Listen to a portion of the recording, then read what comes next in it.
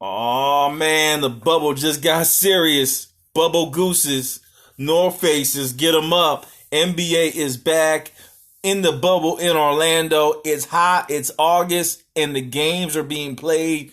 Let's talk about the scrimmages, and let's just jump in, matter of fact, into one team that I think has become more deadly. You're looking at them now. Might as well key off and talk about them. Portlandtrailblazers, baby. We saw them in the season. If you watched my first videos last year, I said this is a dangerous team if everyone is healthy.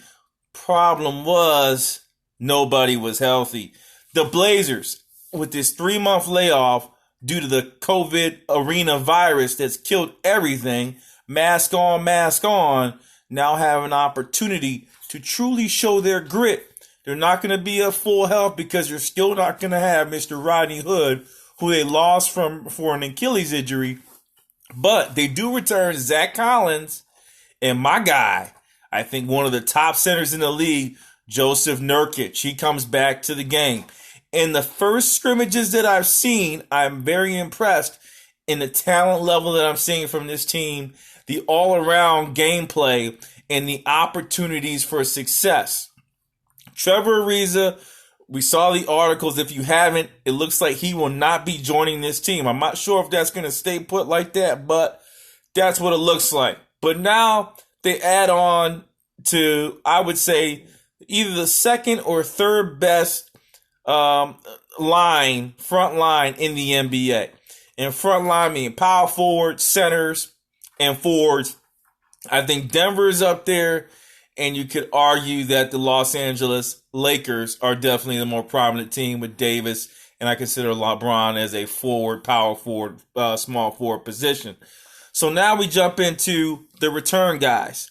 Zach Collins. They were having a little bit of trouble with three, having a little bit of trouble with spacing. Hassan Whiteside, again, it seems like he's walking lazy all day long, my man. It just feels like that. But he's trying hard. It's just his body. The guy's 7 foot, 265 pounder. He's a big guy. It's hard to, roll all that around.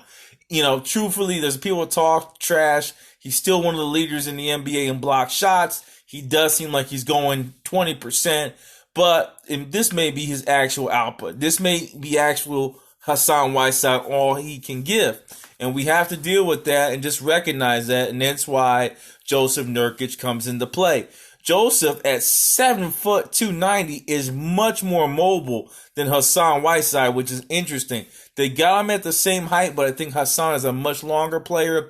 And I've just seen a game where they matched them up together, which means Hassan was in there with Nurkic. What does Nurkic bring that Hassan doesn't bring? I think he has a little bit more post moves. It's more smooth. And I also do think he'll have a little bit more of range. Nurkic gets him over the top of the hump, I think, in a dilemma that they had during the season of 2-star players, C.J. McCollum, Damian Lillard. They needed another help there offensively. I know they brought in Carmelo Anthony. However, Carmelo is an older man and is definitely more of a 6-man, somebody that can spark it off the bench and kill you. That's what I think his best role would have been. However, due to all the injuries, he was put to the forefront and is now, in some ways, has to be their third scorer. With the return of Mr. Joseph Nurkic, there's an opportunity to have a third scorer, and an opportunity to see Carmelo at a power forward, maybe forward at sometimes slot, coming off the bench, stretching the floor, and making it painful for the opposing team. Now, what else do we see as growth? 3 months off, that's how much time it takes for some guys to improve over the summer. So technically, they got a head start on improving some of their game assets. And from what I've seen in the first few games, I wanted to wait before I start posting videos. I really like what I'm seeing out of Anthony Simons. His jumper has even got more maintained, more smooth, and he's also increased his handling ability. The kid is an athletic freak, and he's starting to gain some confidence. That is a great, great thing for the Portland Trailblazers. He could potentially be another scorer that they rely on to help Damian Lillard and C.J. McCollum.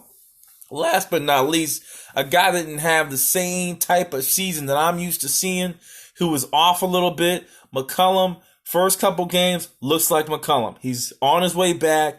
Whatever injuries he had during that time off, it looks like it's resolved. I know he was injured in some way. I don't care what no one tells me. He is fully back, and he's looking great out there. They may have lost the game that I just saw yesterday. However, I do like to see their accomplishments. They lost to Toronto. They're 0-2. But I like what I'm seeing. Remember, there's no Lillard on this team, and they played some pretty strong teams. So I'm excited from what I'm seeing from this team, and I think they're going to make their way into the playoffs. Why am I focusing on them? Because the West is just a wash. It's crazy what's going on the West Coast. Look at the teams up here, man. Look who we got. The West Coast is just crazy. You got about 5 teams that are trying to get in that bubble and are close to it. Phoenix, San Antonio, Sacramento Kings, New Orleans Pelicans, and of course the Portland Trailblazers that I just mentioned are trying to take that spot from the Memphis Grizzlies. Is there any opportunity for them to beat out, possibly getting up there and taking out Utah and OKC, possibly Houston? I don't know if there's a feasible track to that. Even Dallas. I do like Memphis. I love Ja Morant. He's done extraordinary things. I just don't want to see him in the playoffs in the first round. I think it'd be much more exciting to get a game of the Portland Trailblazers versus the LA Lakers. A scary game for the Lakers, something that they didn't want to really deal with. Also would be exciting would be to see the Clippers move back up and the Lakers fall back and try to go after Dallas. That's another scary matchup that I don't think any of these teams want to line up with. 1 and 2 got it pretty tough on the West Coast. You either get Dallas and Doncic, you got Memphis and Ja Morant, who I don't think is going to get there. I'm having faith Portland makes a comeback. Lillard and McCollum versus LA. Lillard in the playoffs? Whew. Hey, start getting those napkins for your sweat coming down your head. It's going to be some rough waters for the LA Lakers as they make their run. But at this time, Portland Trailblazers, for me, are the second most improved team. I would do another video on the most improved team when I think of in the NBA, and it's still on the West Coast. I'm not going to talk about Colorado, but I'm going to talk about Colorado in the next video. Portland Trailblazers review. I think they make the playoffs, take out the Memphis Grizzlies, and they're going to make some noise. They're probably one of the more scary teams if they get into the playoffs fully healthy. Off Work Sports, sign off. Peace.